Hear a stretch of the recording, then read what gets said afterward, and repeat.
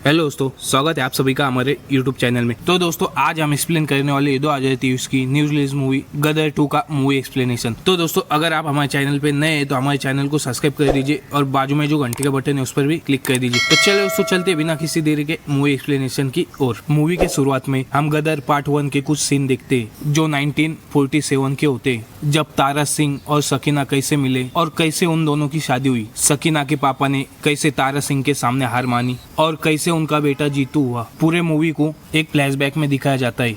अगले सीन में हम जनरल हामिद को देखते जो कि उस जंग को भुला नहीं पाता जहाँ पर उसके सोल्जर को तारा सिंह ने जान से मार दिया था। वो तारा सिंह को खुद अपने हाथों से मारना चाहता था, लेकिन जब अशरफ अली ने हार मानकर उन दोनों की शादी करवाई थी तब से वो अशरफ अली को मारने की साजिश कर रहा था और उस साजिश में वो कामयाब भी हो गया था। अब उसका बस एक ही मकसद है, तारा सिंह और उसके फैमिली को खत्म करना और पाकिस्तान के सारे हिंदुओं को मुसलमान बनाना, और इस साजिश के लिए वो किसी भी हद तक जा सकता है। अगले सीन में हम तारा सिंह को देखते जो अपने ट्रक को लेकर आर्मी कैंप की तरफ आता है और वो मेजर जनरल के बुलाने पर उनके पास जाता है और बोलता है, सर आपने मुझे याद किया। जनरल राघव उसे बताते, तारा तुम कैसे हो और सकीना और जीत कैसे। तारा सिंह कहता है, सर आप लोगों की दुआओं की वजह से वो दोनों ठीक है और जीत कोई बात नहीं सुनता। सर मैं उसे बोलता हूँ पढ़ाई करने के लिए, उसे आप जैसा अफसर बनाना है, लेकिन उसके दिमाग में फिल्मों का कैसा भूत चढ़ा है मुझे समझ में नहीं आता। वो हीरो बनना चाहता है, बम्बई जाना चाहता है। तब मेजर बोलते, अभी तो वो छोटा है, धीरे धीरे वो समझ जाएगा। और तब मेजर राघव तारा सिंह को बोलते, तारा मुझे तुम्हारी हेल्प चाहिए, मुझे 50 ट्रक चाहिए राम घाटी की तरफ क्योंकि जंग होने की संभावना है। तब तारा सिंह बोलता है, सर हेल्प किस बात की, ये तो मेरी ड्यूटी है, मेरी जान मेरी माँ के लिए हमेशा हाजिर है, आप कभी भी बुला लेना। तारा सिंह पहुंच जाएगा। उसके बाद हम देखते हैं तारा के परिवार को, जहाँ पर सकीना उसकी बीवी, जीत उसका बेटा,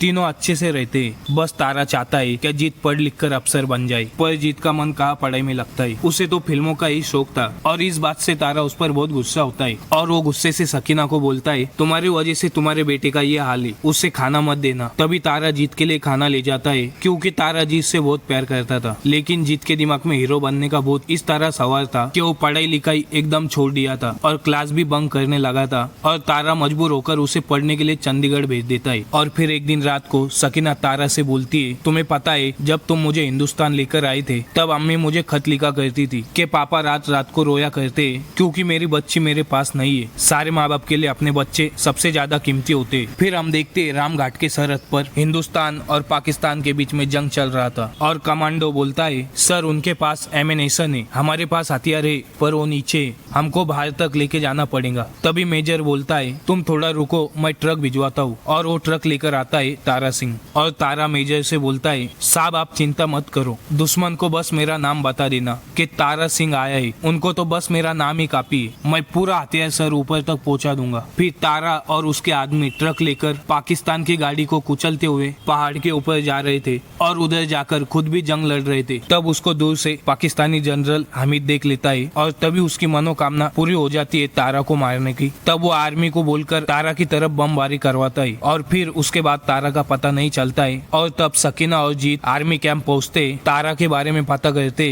तब आर्मी ऑफिसर बताते, हमारे बहुत सारे जवान भी लापता है, हम प्रोटोकॉल को नहीं तोड़ सकते, अगर वो पाकिस्तानी सोल्जर के हाथ में पकड़े गए तो हम सोच भी नहीं सकते कि उन लोगों के साथ क्या क्या हो रहा होगा। सकीना और जीत को उधर से खाली हाथ ही लौटना पड़ता है। सकीना अंदर से टूट चुकी थी, तारा की याद में वो हरदम रोती रहती थी और खाना पीना भी उसने छोड़ दिया था। दूसरी तरफ जीत अपने पापा के बारे में हर टाइम सोचता रहता था और वो अपने पापा के जिगरी दोस्त की चिट्ठी खोलता है। तब उसमें पाकिस्तान का एड्रेस लिखा हुआ था। उससे अपनी माँ की हालत देखी नहीं जा रही थी और वो अपने पापा को भी खोना नहीं चाहता था। अब वो ठान लेता है कि वो पाकिस्तान जाएगा और उसके पापा को वापस लेकर आएगा। तभी वो अपने घर में एक चिट्ठी छोड़कर पाकिस्तान के लिए निकल जाता है। नकली पासपोर्ट आईडी बनाकर चला जाता है। तब पाकिस्तानी हर एक से पूछ रहे थे, तुम में से अगर कोई हिंदुस्तानी जासूस है तो अभी ही बता दो, नहीं तो मरने के टाइम तुम्हें पानी भी नसीब नहीं होगा। तभी एक आदमी से आर्मी ऑफिसर बोलता है, तुम हिंदुस्तान से हो ना, उधर के मुसलमान लोग कैसे रहते? तो वो बोलता है, उधर हिंदू मुसलमान भाई भाई की तरह रहते।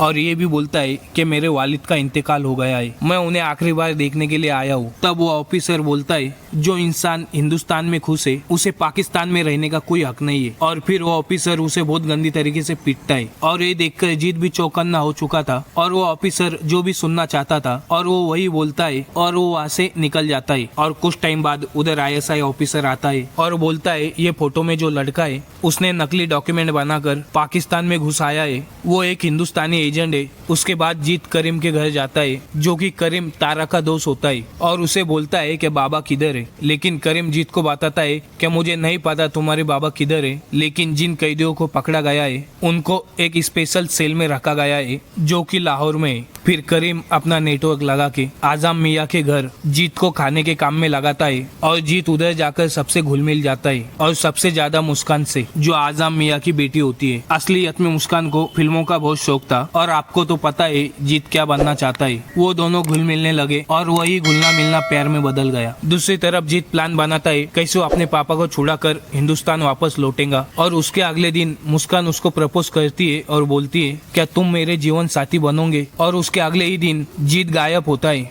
और करीम चाचा से जीत जाकर बोलता है मैंने मुस्कान को अंधेरे में रखा, मेरा कोई हक नहीं बनता उसका दिल तोड़ने का। मेरा असली मकसद जब वो जानेंगी तो वो नफरत करेंगी। तब उसके पीछे मुस्कान खड़ी थी। तब मुस्कान उसे पूछती है तुम्हारा असली मकसद क्या है। तब जीत उसे सब कुछ सच सच बता देता है कैसे उसके पापा को पकड़ लिया गया, फिर वो उन्हें ढूंढने के लिए इधर आया है और वो उन्हें लेकर यहाँ से चला जाएगा और वो कोई जासूस नहीं है। तब मुस्कान भी उसका साथ देती है और उसके बाद ईद का खाना पहुँचाने के लिए मुस्कान और जीत लाहौर जेल में गए थे। तभी उसकी मुलाकात हामिद से होती है जो कि बहुत ही बेरहम होता है। वो हर एक कैदी को जानवर की तरह पीट रहा था और ये देखकर जीत बहुत रो रहा था। और फिर उस दिन रात को मुस्कान के घर ISI आते और वो जीत को ढूंढने लगते क्योंकि उन्हें कुछ पता चल गया था। तभी रात के अंधेरे में जीत जेल पहुंचता है अपने पापा को ढूंढने के लिए। तभी एक कैदी बोलता है कि बेटा तारा सिंह को उन्होंने तो पकड़ा ही नहीं, उन्होंने बमबारी की थी तभी तारा सिंह नदी में गिर गए और इन लोगों ने हमें पकड़ लिया। दूसरी तरफ तारा घर पहुंचता है और सकीना को सारी बातें बताता है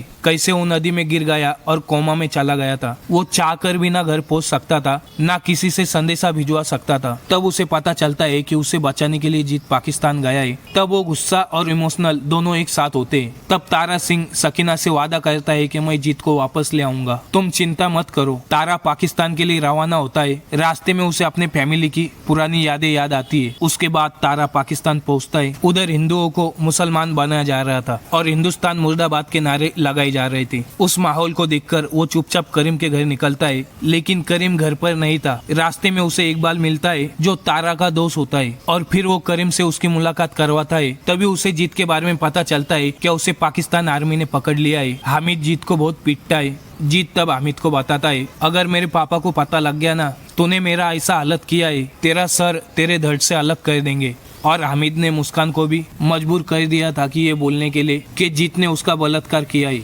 और ये बोलने से आवाम भी जीत पर भड़क जाती है और उस पर पत्थर फेंकने लगते हैं। और तभी तारा सिंह की एंट्री होती है। तभी तारा बोलता है पाकिस्तान से ज्यादा मुस्लिम हिंदुस्तान में, अभी जितने मुसलमान पाकिस्तान में है अगर उन्हें एक मौका मिले हिंदुस्तान में बसने का, तेरा पाकिस्तान कटोरा लेकर खड़ा होगा, भीख देने के लायक भी कोई नहीं बचेगा। उसके बाद घमासान एक्शन शुरू होता है और फिर हामिद के बेटे को चारा बना के बाप बेटे दोनों उधर से निकल जाते हैं। रात को कर्नल हामिद को बुला के बोलता है तुम्हारे पास 72 घंटे, तुम उन लोगों को पकड़ लो नहीं तो तुम्हारा सर मेरे पैरों के पास लाकर रख दो। फिर वो लोग सकीना से बात करते और वो बताते हैं कि हम लोग ठीक है। तब करीम बताता है कि भाईजान हामिद ने सारे बॉर्डर को सील कर दिया है, अब हमारा इधर से निकलना बहुत ही मुश्किल है। तभी पाकिस्तानी सोल्जर आता है और उन पर गोली चला देता है। बीच बीच में हमें जो एक्शन दिखाई देता है वो काफी औसम है। सनी पाजी ने जो कमाल दिखाया है वो बॉक्स ऑफिस पर धमाका मचा देगा। तब उनके गाड़ी को बॉम्ब से उड़ा दिया जाता है और बाप बेटे दोनों अलग हो जाते हैं। और रात को जब वो एक दूसरे को इधर उधर ढूंढ रहे थे और तारा तब वही पुराना गाना गाता है जो तारा जीत के बचपन में उसे सुनाता था और जीत घायल हालत में वो गाना गुनगुना रहा था। और फिर से वो लोग मिल जाते, वो लोग बॉर्डर क्रॉस करते, उनको आजम मियाँ मदद करते, वो भी मुस्कान की खुशी के लिए, क्योंकि एक बाप के लिए अपने बच्ची की खुशी सबसे ज्यादा कीमती होती है। और वो मुस्कान को भी उनके साथ भेज देते और खुद वो पाकिस्तानी बॉर्डर क्रॉस करके देश छोड़ रहे थे।